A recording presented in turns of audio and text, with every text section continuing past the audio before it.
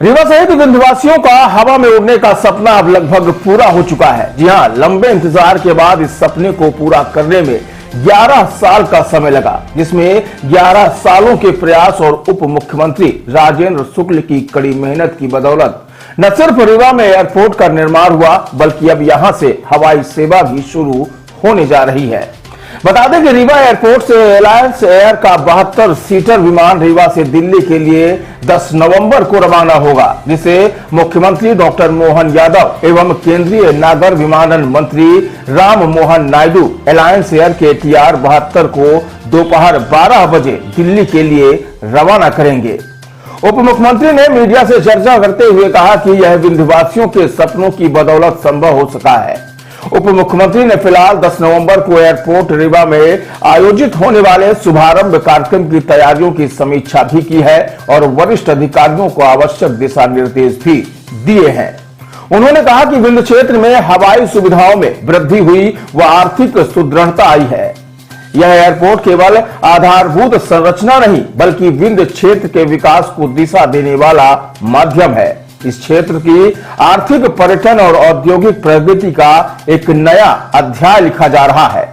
बता दें कि TR 72 विमान के संचालन से विंध्य क्षेत्र के साथ ही जिले से लगे उत्तर प्रदेश के लोगों को भी इससे लाभ मिलेगा। उन्होंने बताया कि शीघ्र ही रीवा से इंदौर के लिए भी वायु सेवा शुरू होगी, जिससे कनेक्टिंग तौर पर यात्रियों को इंदौर से देश के अन्य शहरों के लिए भी वायुयान उपलब्ध रहेंगे। इसके अलावा उप मुख्यमंत्री ने कहा कि 72 सीटर विमान के सफल संचालन के बाद 180 सीटर एयरबेस भी चलाने का प्रयास किया जाएगा। सर, अब दिन भरेगा दिल्ली की उड़ान, एक सपना पूरा हुआ है, क्या कहेंगे और कैसे इसको रवाना करेंगे? बिल्कुल ये सपना ही था विंध्य क्षेत्र के लोगों के लिए कि कभी 72 सीटर का प्लेन विंध्य की धरती पर लैंड कर सकता है, लेकिन इसके लिए हवाई अड्डा उस अनुरूप बनाना ये बहुत बड़ी चुनौती थी।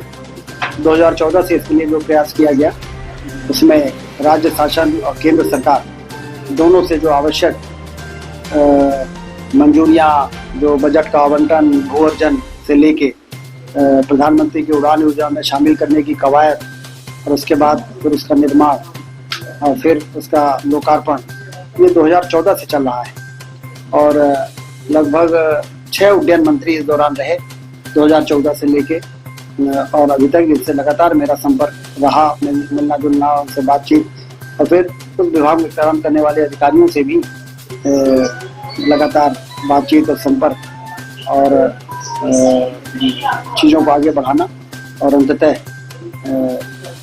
जहाँ चाह होती वहाँ पे राह को निकलना पड़ता है और हवाई अड्डा बन के तैयार हुआ। IFR लेवल का हवाई अड्डा बना है ये, जिसमें नाइट लैंडिंग और सारी सुविधाएं हैं और रिफ्यूलिंग के लिए भी उसी प्रकार से कवायद करनी पड़ी थी पेट्रोलियम मिनिस्ट्री में।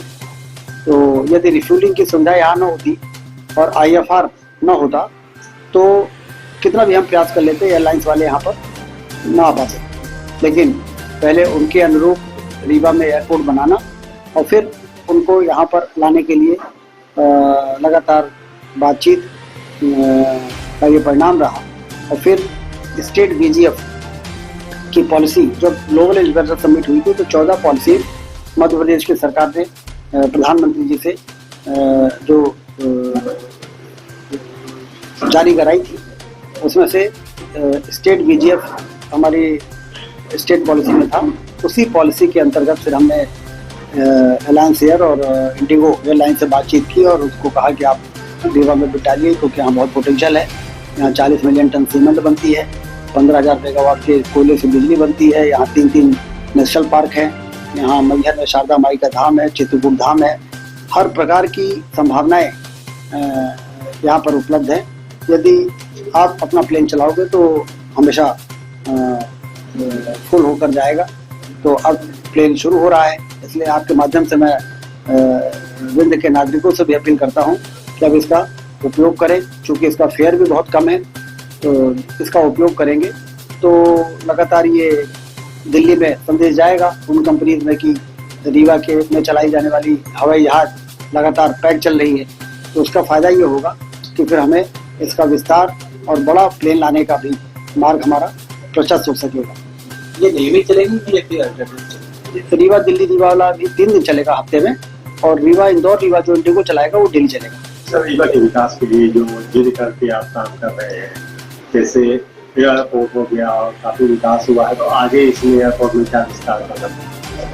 इसमें जब ATR 72 हमारा काफ़ी उपयोग होगा तो फिर इसका विस्तार कर लेंगे, 500 मीटर का रनवे बढ़ा देंगे, तो ये जो 180 सीटर वाला एयरबस होता है वो भी लैंड करने लगेगा। तो फिर उनसे बात करेंगे कि सिंगरौली से लेके और शहडोल और मंझर और सतना और रीवा और प्रयागराज इन सब चीज़ को मिला लिया जाए, तो यहाँ पर आपको जितनी आपकी उम्मीद है उससे ज़्यादा पैसेंजर मिलेंगे। जो अब देखिए हमारे रीवा बिंद के बच्चे इंदौर में और मुंबई में और पुणे में बड़ी संख्या में हैं। और कल हमको जो साहित्य सम्मेलन हो रहा है परिषद का, तो उसमें से कई लोगों ने बोला कि हमें आना था।